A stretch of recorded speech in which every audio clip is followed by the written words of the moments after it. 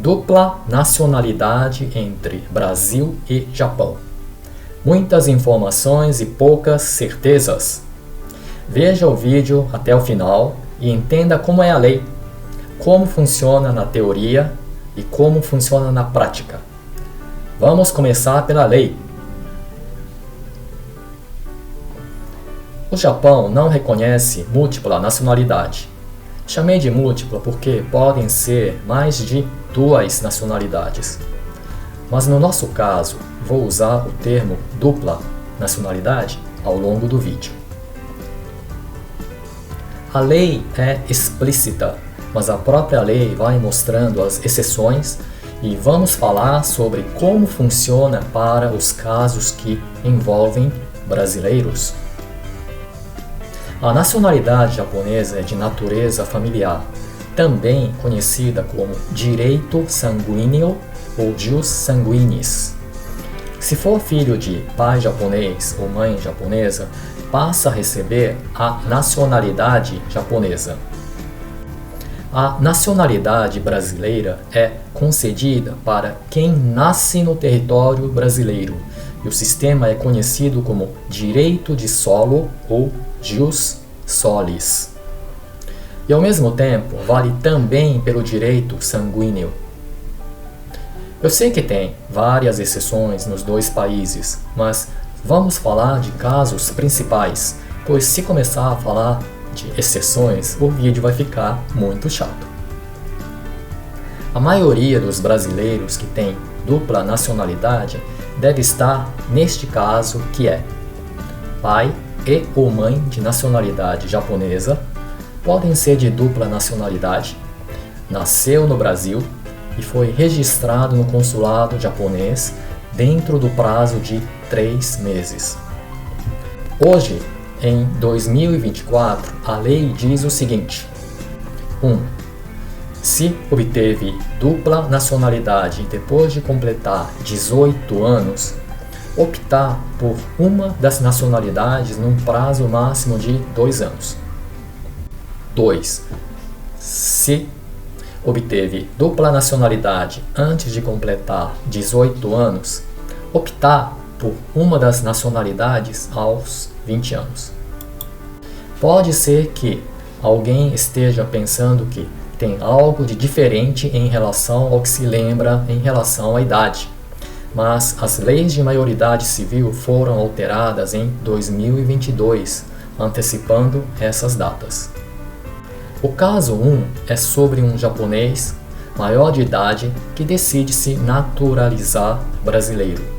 Se essa pessoa escolhe a naturalização, é porque tem algum benefício em fazê-la, tal como se tornar funcionário público, ocupar cargos do legislativo, cargos de responsabilidade em empresas mistas e privadas e outros casos de interesse pessoal. Quem faz essa opção já sabe que vai perder a nacionalidade japonesa e avaliou com cuidado as consequências.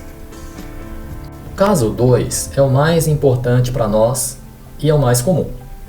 É o caso de quem nasceu no Brasil e foi registrado no consulado japonês.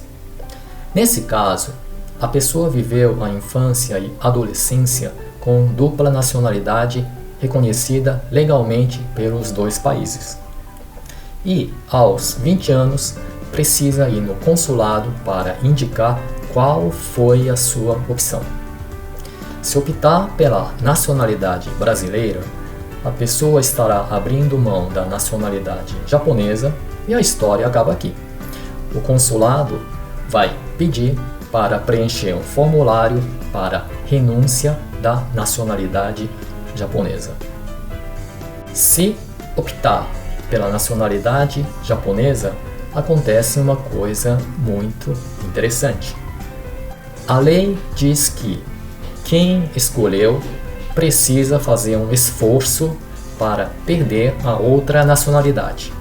Ou seja, não há penalidade nem multa caso isso não aconteça.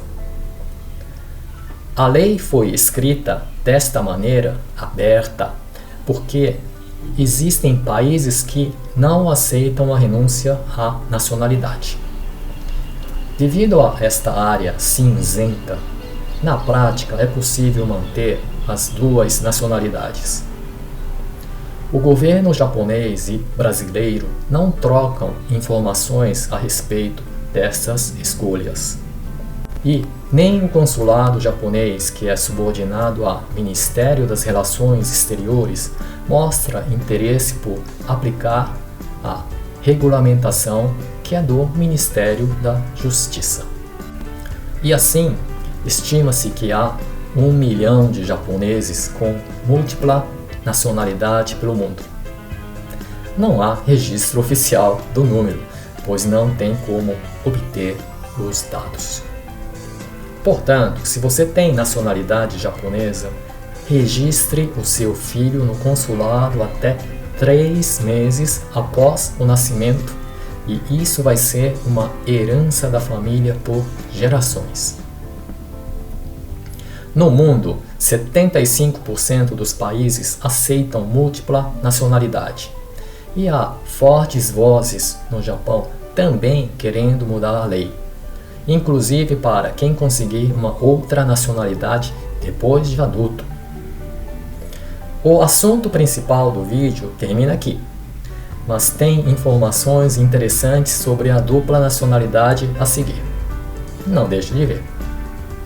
Por que você, seu pai ou sua mãe não têm dupla se os pais deles tinham ou eram japoneses? Não os culpe. Vamos ver alguns desses motivos. Primeiro, muitos japoneses viviam no campo e na roça, longe da cidade, e não tinham facilidade na mobilidade. Tanto é que até o registro no cartório era feito bem depois do nascimento. Alguém da sua família deve ter nascido numa data e ter sido registrado numa outra data, tendo 2 aniversários. Ou 2 irmãos que nasceram em partos diferentes serem gêmeos na certidão de nascimento. Esses fatos eram comuns na metade inicial do século passado. Segundo, os 2 países estiveram com relações diplomáticas rompidas entre 1942 e 1952. Portanto, não tinha embaixada nem consulado para fazer o registro. Terceiro, a transmissão da nacionalidade pela mãe foi colocada na lei somente em 1985. Ou seja, antigamente não tinha grandes consequências não registrar filhas no consulado, pois elas não transmitiam a nacionalidade para os seus filhos. E, para encerrar, se você adquiriu a dupla nacionalidade antes de 1985, já fez automaticamente a escolha pela nacionalidade japonesa, conforme a lei que entrou em vigor também no mesmo ano. Sendo assim, se você já nasceu com dupla nacionalidade, ninguém vai tirar de você, pelo menos por um longo tempo, talvez para sempre. Se você gostou do vídeo, por favor, deixe um like. E se o assunto lhe interessa, inscreva-se no canal. Obrigado por assistir.